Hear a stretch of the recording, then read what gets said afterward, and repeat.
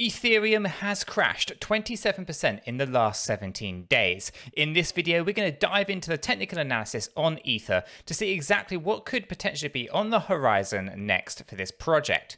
Obviously, we're going to take a look at the daily chart in a bit of detail to see where we have been and where we are looking to go and what my price expectations are for ETH towards the end of the bull run. As we get into this video, if you do find it useful and informative, hit the like button. I really do appreciate that. If you happen to be new to the channel, then do subscribe and tap the bell, select all notifications, and in doing so, you will be kept up to date with absolutely everything that we do here. Right, with that said, done and out of the way, let's dive into what is going on with Ethereum. Now, obviously, this is a project that we don't generally talk about too much on the channel. This is mainly just because it is a higher cap coin, and you genuinely see less percentage yield from such a project. With that being said, obviously, there are still these 5 impulse waves to the upside. They actually form a pretty interesting pattern, a little bit different to many of those altcoins out there. We can actually see that wave 2 was actually quite shallow in itself. It went sideways for a little bit here, but the correction was pretty steep and it kind of just happened pretty quickly and then it was over. Whereas correction wave 4 was obviously quite steep in its nature and has been quite sharp as well, right? So not as flat as we had seen with wave 2. Other than that, we have seen 5,000% in gains for the 426 days, taking us from those lows crash of March 2020 through to the highs that we had seen in May of 2021. Obviously, this is about 1/3 of the percentage gains that we've seen with Cardano's ADA, and again, about almost 25 to 30% of what we've seen with something like VeChain or Harmony One, and a fraction of obviously what we've seen with Polygon's Matic, for example. Okay, so lower percentage yield, but still gaining us profit nonetheless. We do anticipate another 327% from our current position to kind of peak this one out. Okay, and this one and this particular price prediction for Ether here comes in based on the current performance that we've had here for this chart, right? So obviously we are paired up with USDT to help us give a nice stable kind of price prediction. And we are using Binance as the data source, right? So if we take into consideration this push to the upside where we get to that 3rd wave high, and then we actually take the performance of this crash down here, this allows us then to put the Fibonacci retracement tools on with the extension levels. Now, this is actually indicating to us that Ether is more than likely going to top out at about $13,000, a lot shorter than what people are being led to believe from other YouTubers or other social media platforms and other influencers. Obviously, I think by the time you start pushing this project up to those higher numbers, the whole network becomes very unusable, right? So I do think there is a theoretical limit. Now, Chris has obviously always said 8K and he is out. And again, that kind of resonates quite well with our 2.618 area on this Fibonacci retracement, right? So to go up to about $13,000 does come across like a pretty extreme price for Ether under the current circumstances of the network. I do think the scalability and obviously the gas fees that are going to be associated with a high price like that are going to be astronomical. Therefore, less adoption of this project overall, less use of the network, and therefore less transactions. Less transactions, less requirements for Ether, less requirements for Ether, less the price prediction. So that's why I've always kind of disagreed with pushing the price up to 25K, 100K, 150K. We've seen them all this year, right? There's loads of crazy price predictions for Ethereum. But I do think that 13K is pretty much a realistic kind of level for this one. I do think that's likely where it's going to come in. Pushing up above there, it's going to get harder and harder to actually see it happen. With that being said, I think probably around the 20s, the absolute top. But I do think that this area here, this 4.236 of this area of Fibonacci resonates really well, right? Based on the current performance, that's actually a pretty good price prediction. I think I'd be pretty happy with a 13K Ethereum. So overall, 327% gains still on the table, right? So good motion to the upside so far. Obviously, not the best performer in the market. Much better than Bitcoin, obviously. That's only had 1,600%. But obviously a lot less than things like VeChain, Harmony One, Anchor, Matic, DOT, Elrond, 𝗲𝗲𝗪, they've all had significant gains much higher than what Ethereum has, right? So obviously, nonetheless, it's performed well. It's got a high market cap and all that nonsense that goes with it. But otherwise, percentage yield's not going to earn you the most, but it has performed well for what it is. Ultimately, 327% seems pretty reasonable. I do think that is likely to occur. So let's jump down into what has been going on most recently with Ethereum. Obviously, there's been loads of fundamental shifts and changes, and all that's good and great and all that kind of stuff. But we want to react to what's been going on with the price, right? Obviously, we have seen a reaction to what's been going on with Bitcoin. Obviously, the pullbacks that we've seen very much aligned. And again, this is a pretty standard September. We often see this. We're talking about this back in August. We do expect a volatile September, so we have to be kind of mindful over that. But we are not expecting Bitcoin to go down to those crazy low levels. Of like I think they were calling out 20K at one point, right? I don't think that's going to happen. I know I've seen some people talk about 38K, whereas that's possible. Everything is possible. I find it highly unlikely. And we are actually holding at a pretty decent level for Bitcoin right now. But, things are always volatile in the crypto space. So if Bitcoin does tumble further, I would expect that Ethereum would tumble further as well. And I do not think that a correction is over just yet. And I'm going to get into what's going on there. So as we can see, there's a 27% move here in these last 17 days and 13 hours, right? We can see that just here. So basically from our high areas here, we then started trading sideways, correcting the kind of stochastic, allowing us to continue, but then Bitcoin pulled us down. We got the bounce to the upside here, we're rejected from this area, pulled back down again, setting higher highs, right? And then we're rejected from this bounce, pulled down to a slightly lower low than this one, but still higher than the previous. This is where things get interesting. We moved up, we took out those key areas higher than this one. For example, we started setting those higher highs. Then we broke down again because of Bitcoin. Now Bitcoin's pulled us down into another lower low, lower than this area over here. So we're declining overall, right? So if I actually draw some trend lines on here, we can actually see that there is some downward trends forming on the higher scale there, but there's also now this downward trend over here.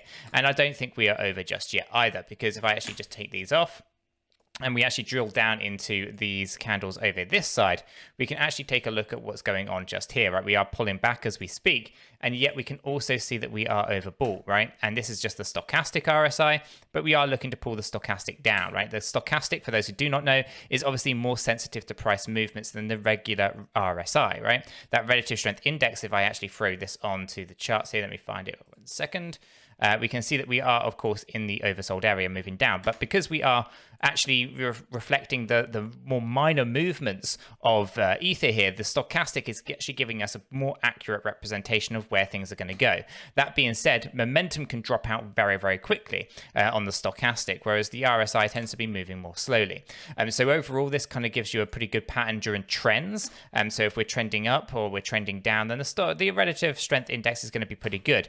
But if we wanted to actually really focus in on those micro movements, then that's where the stochastic RSI really comes in handy, because the stochastic allows us to see that we're actually overbought and we are looking to decline even more. So we are looking to pull down, where I do anticipate us potentially falling down lower than we actually have. So we could be pulling back down a little bit lower than we were previously, and then we obviously have to look back at where we're likely to go down to. So this could just be a small minor movement down to this previous area of support. I will quickly mark that up with a horizontal ray. So we'll just drop that there, for example. That could be an interesting point. If we do need to drop down further, there's also an interesting area that was previously resistance here. Okay, I'll be monitoring that one. And again, there's another one over here as well if we were to continue that decline. I don't think we are likely to pull back significantly in that kind of regard, but I am anticipating another lower low to just be set here to kind of bottom things out for us with the Ethereum chain. Now, hopefully I'm wrong on that, and hopefully that doesn't come into fruition. But my expectations here are that the decline that we've seen here, we've had the bounce to the upside. We should now be looking to basically pull our weight selves back to the downside. Okay, so what we can obviously do is we can take a look at this at several different levels, right? We can see that nothing moves in straight lines on this hourly chart. Okay, so we originally had the decline, we bounced, we got rejected, we then bounced or went down to the downside, we bounced, we moved back up, right? So when we take that relative, we take our Fibonacci retracement and we actually draw this on, we can see that we're moving up to about the 50% retracement area and then falling back down again. So again, I take it from this high and I go down to this low, we're bouncing up to the 50% area and then we're getting rejected. And if we continue this motion, we can basically just see that we are basically pulling ourselves back up towards that 50% area. This one actually went up to the 618 before getting rejected. So now what we're looking for is to find out, okay, well, where do we actually end up? Where are the, where's the bottom to this thing, right? We're looking for those bounces. The S1 actually goes up to the 786, got much closer this time, and then we've bounced down. What we're looking for is a close above that 786 area. So we're getting to get rejected out of this area. So I am anticipating us falling down a little bit lower.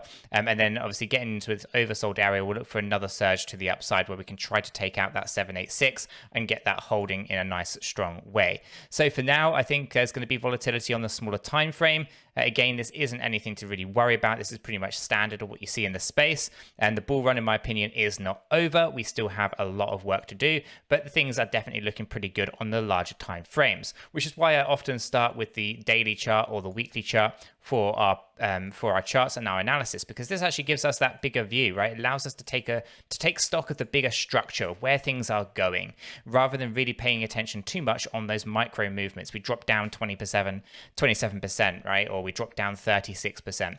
Those things are pretty standard in the space. And let me just highlight a few of them on this daily chart for you, so you can understand that this isn't something that just happens and we go straight into a bear market. But over here we can see that we have had decline in the middle of our push to the upside with wave 3. We can see that there was one here, there was another one just next to it, another one there. We had a nice steep one over there, and then obviously we can see there's another one here before we actually go up to the upside there, right? So overall, we can see that things on this chart have these natural corrections, these natural pullbacks. They're absolutely everywhere. Nothing moves in straight lines. So that goes for both moving up but also moving down. And overall, this isn't anything to worry about. We were actually fighting a key critical area for Ethereum, and we were looking to obviously push up above the 786. Now, we got closed above here, but we were losing the momentum. Bitcoin pulled us down past the 618, taking us all the way to the 50% retracement area. This is where we're battling right now, and ideally, we want to get today's closed candle above that area. I'm not confident on that, and if we're unable to do so, then we should be looking to fall back towards our 27,200 range, which would be the 382 area of the Fibonacci, right? And this is an area that we were previously really consolidating around just here, and again, an area which was acting as both a resistance line as well as a support line. So if we are to see a significant pullback with Bitcoin, then the 382, this $2,020 range, is an area that I think is going to be our friend.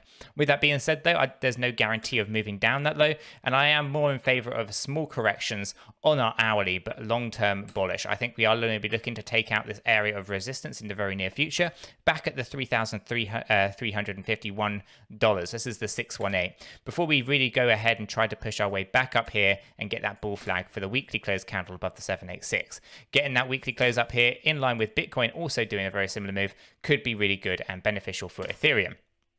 Okay, so overall, the Ethereum chart's looking pretty good. The first price target that we want to be looking for when we go into the fifth wave in a really strong way will be $6,000. That'll move up to $8,500 to $11,000, and then obviously topping out at about $13,000. In my opinion, I do think that is something that we are likely to see here with Ethereum as we finish this bull run in a really strong way, and in line with the historical moves that we've seen. Right, September has been a pullback month in the same way that we have seen it in previous years, and again, the bull runs usually end in December for Bitcoin, for example, and again, most of the altcoins are shortly after that. So again, everything is still to play for here. We've got a few more months left of this bull run where things will be peaking out in a really strong way. Guys, I'm going to leave this analysis there. If you have found it useful and informative, hit the like button. I really do appreciate that. If you are new to the channel, then why not subscribe? Tap the bell, select all notifications, and in doing so, you will be kept up to date with absolutely everything that we do here. With this said, done, and out of the way, I hope everyone has a fantastic day,